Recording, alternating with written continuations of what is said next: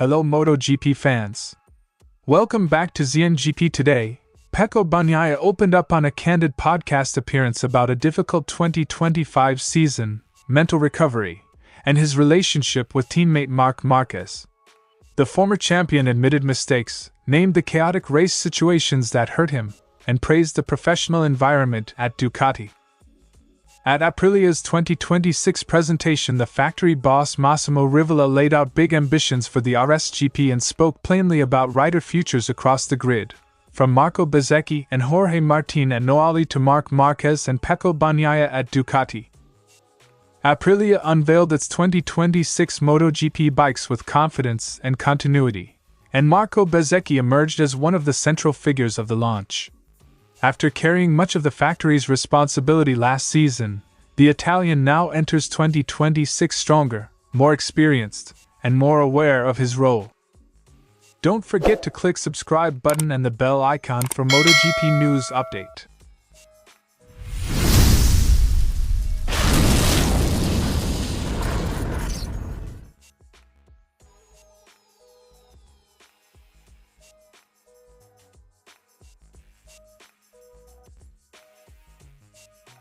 Bagnaia began with a quiet appraisal of 2025, a season that felt foreign after years of finishing at the sharp end of the standings.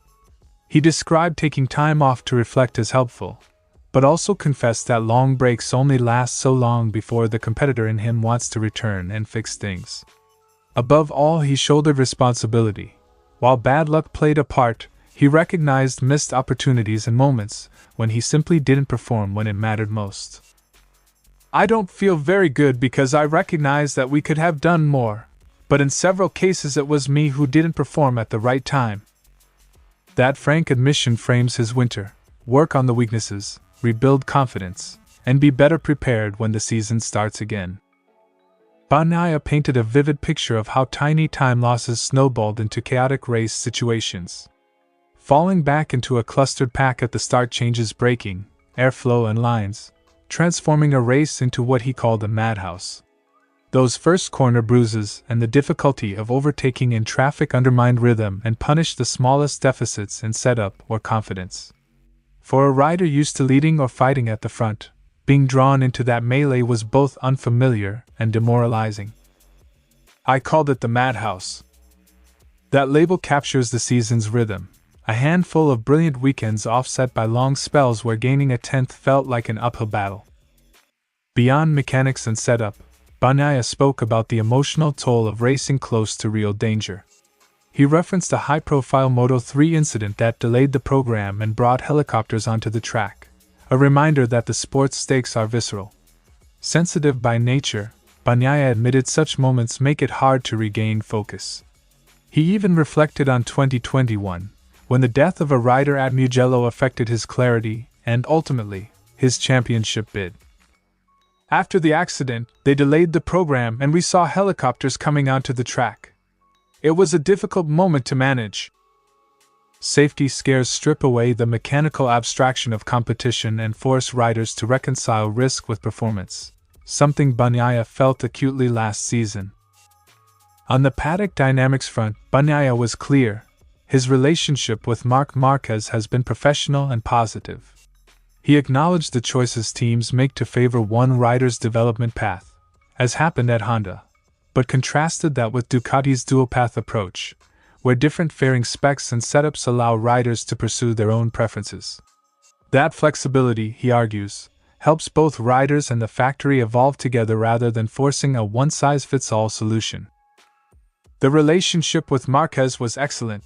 That atmosphere, respectful competition and parallel development lines, is the environment Bagnaia believes will help him recover form. Pecco Bagnaia's assessment is both humble and clear-eyed.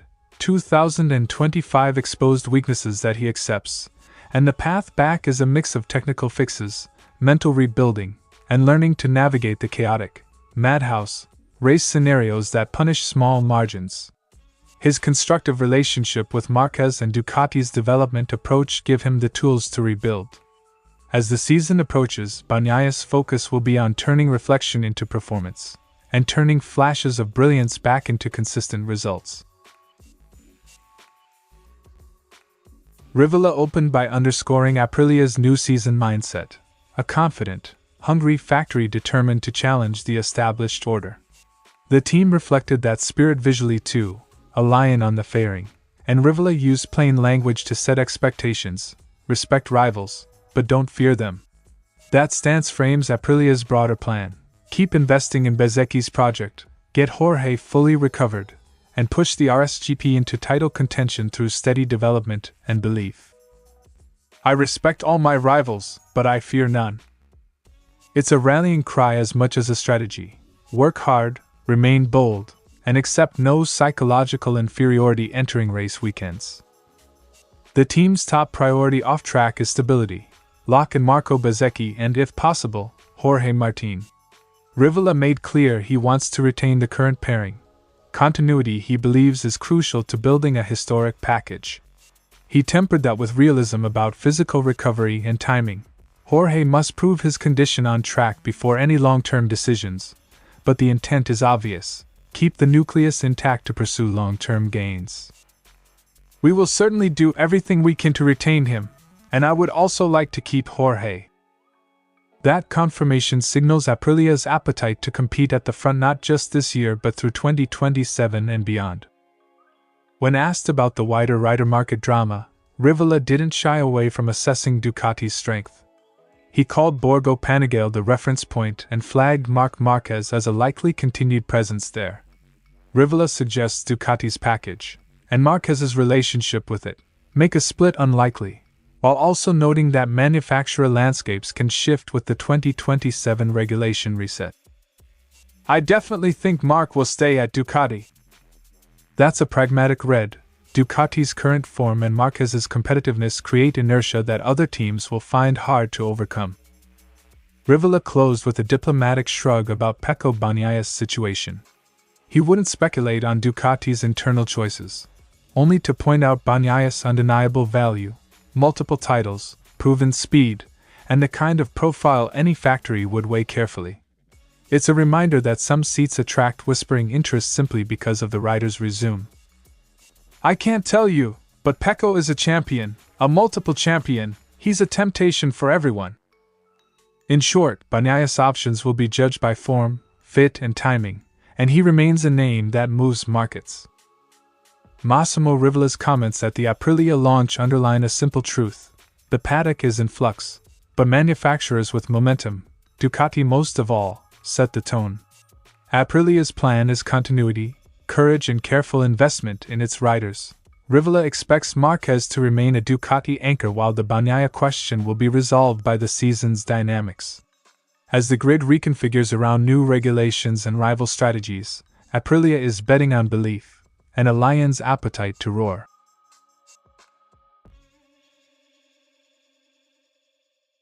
The 2025 season forced Marco Bezzecchi into an unexpected position.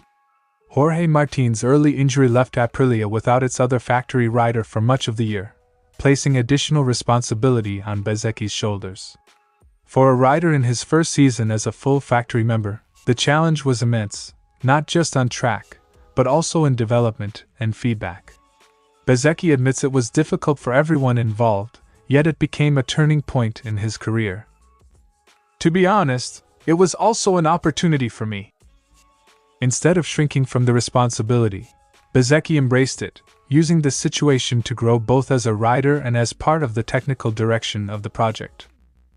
Despite outside perceptions that he became Aprilia's de facto leader, Bezzecchi is quick to downplay that label. He insists his approach was natural rather than imposed, focusing on collaboration, clarity, and learning rather than authority. Working closely with engineers and testing numerous components, he absorbed experience that now defines his riding maturity. I wouldn't say I became a leader. I simply tried to be myself and push everyone toward the same goal. That goal, he emphasizes, was never personal glory. It was restoring Aprilia's competitiveness at the highest level. Looking ahead to 2026, Bezzecchi believes the most difficult part of development has already been done. The RSGP now has a strong foundation, and the challenge is no longer about radical changes but about refining details, the tenets that separate contenders from winners.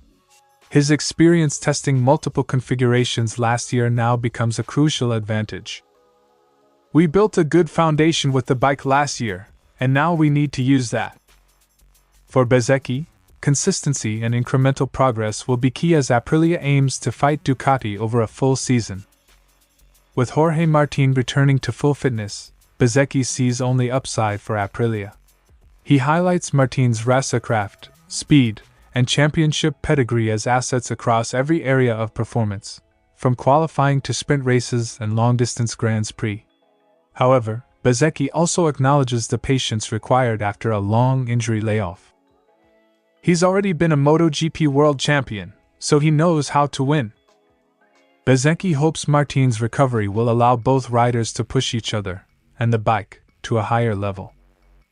Marco Bezzecchi enters 2026 not just as a faster rider, but as a more complete one, forged by responsibility, technical involvement, and resilience.